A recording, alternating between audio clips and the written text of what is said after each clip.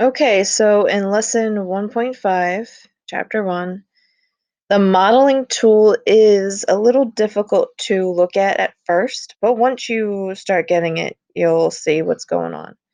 So we're going to create digital models that show greater velocity changes are caused by stronger forces.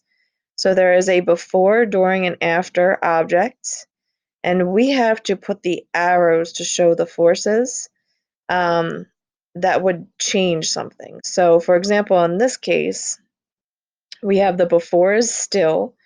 During, we need to put one of these arrows to show that after it's moving this way. So I'm going to launch the tool.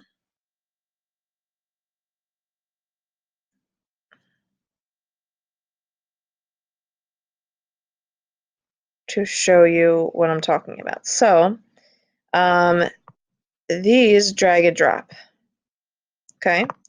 And you have the arrows are the same size as each individual thing. So if I was to exert a force equal and opposite of the way the direction, this would actually cause it to stop. What I'm showing you right here, this first one and this speed, if it was going, the object was going to the left by 1, and I exert the pink arrow to the left, then it would actually speed up. If I were to exert the pink arrow to the right, it would actually stop. So equal and opposite would stop, same direction it would speed up. Okay, so this is a value, we're going to call this a value of 1, this a value of 2, and then this a value of 3.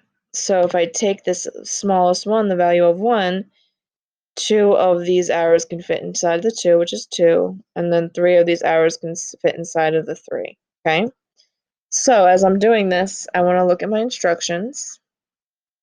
My instructions are to model the force that would cause the change in velocity shown. Drag the arrow to the during force panel so it shows the direction and strength of the force exerted on the object. So it started with 0 velocity. During the force, it's going to end with 2. So I am going to hit the ball to the right with 2, and it will make it go 2 centimeters per second to the right after the force was hit. So this is one way to show it. You can use any of these arrows or speeds. We can even start with, I'll show you one more, and then you guys can explore on your own. So if we start with maybe going this way, so I'm going to the left with 1 centimeter per second, and then I'm going to hit the ball to the right with 3. So -1 plus 3 would be +2. So the ball is going to actually change direction and be going +2 to the right after the force. So this is another diagram of showing what would happen. Again, you can play around with this, you can make it whatever it is. Just make sure that when you are done showing your initial thing that you hand in your projects. So this was just the introduction, but we are going to be doing, let me see.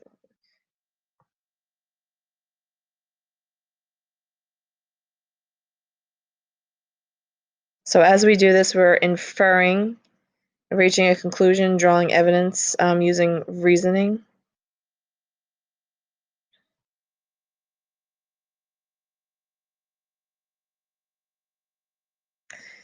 And you are going to model the force that would cause the velocity change with 3 different scenarios, it looks like. So if we go to different velocity changes,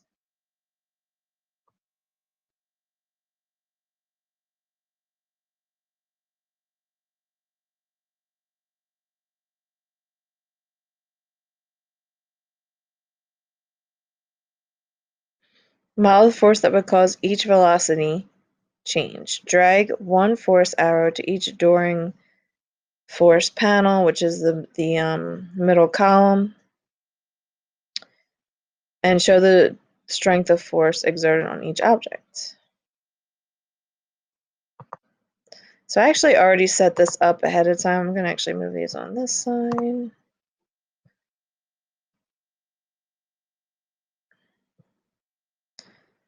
So before force was going 2 to the right, and then I subtracted 1, and now it's going 1 to the right because I slowed it down. Then we have 2 to the right, subtract 2, and it makes it stop. 2 to the right, subtract 3 would be -3 in the opposite direction. So here are 3 examples of forces. You can play around with what you want this to look like because you can... Oh, never mind. You cannot change these. I only want you to put the arrows in the middle. Make sure you hand in when you're done. Get this out. And then make sure you update, and that's it. Let me know if you have any questions.